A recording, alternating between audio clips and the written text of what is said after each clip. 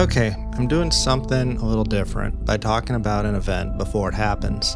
Well, it's happened twice before, but supposedly it's happening again. A new version of the controversial Yokai Watch event seems to be in the works. If you don't know, the Yokai Watch event is a crossover with the Yokai Watch game series, where you can collect minions and weapons, each connected to a particular job by grinding fates in A Realm Reborn zones.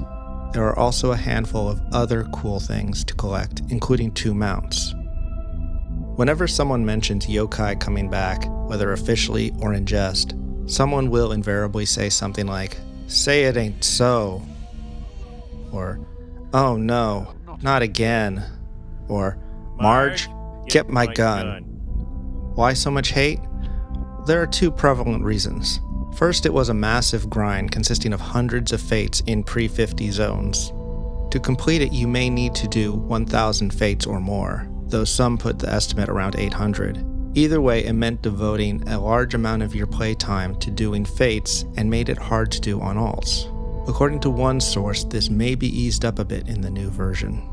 The other reason is that many people feel the event items just don't fit in the Final Fantasy XIV setting. I admit the yokai design aesthetic can clash with the Final Fantasy XIV look. Many other crossovers are from other Final Fantasies, so they often fit in a little better. The minions are straight out of the yokai game and anime, and the weapons are based on them. Some are kinda silly, but I think some are pretty badass. One additional criticism of the 2017 return was that it didn't include Red Mage and Samurai. It seems they will be added along with Dancer and Gunbreaker. They haven't said anything about Blue Mage. The Yokai event holds a special place in my heart, not because I'm a fan of the Yokai Watch franchise. In fact, I know next to nothing about it. The second iteration of this event occurred right around the time when I started my current main character while it was still on a trial account. In fact, I completed it and started it on 2 other characters. However, after completing the event, I still had very little idea what yokai was like. Nothing about the event makes me want to play yokai games if that was their goal. The fact that it's made by level 5 is the most intriguing part. So why would you want to do this? Well, you get a lot of stuff. You get a yokai watch, 13 minions, 13 weapons, 2 mounts, and 29 achievements, but no titles. This will be increased if they add 4 or 5 new jobs.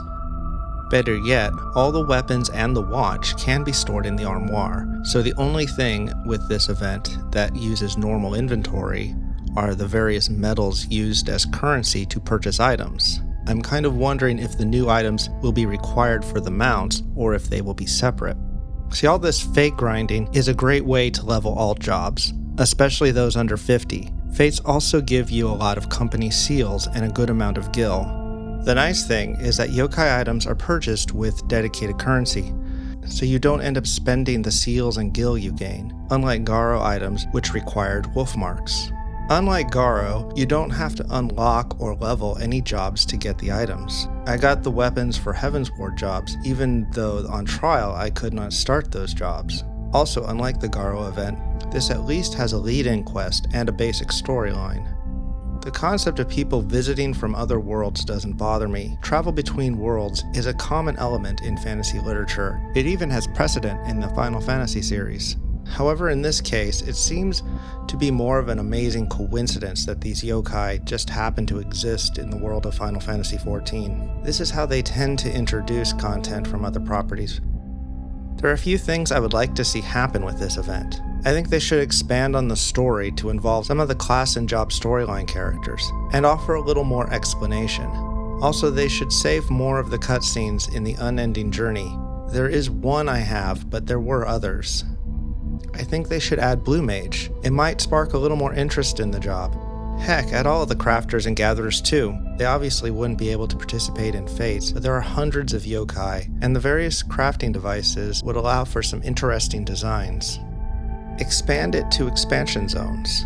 The experience from fates in 1 to 50 zones isn't impressive for jobs past 50. Expanding it to the higher level zones would allow people to more effectively work on leveling any job.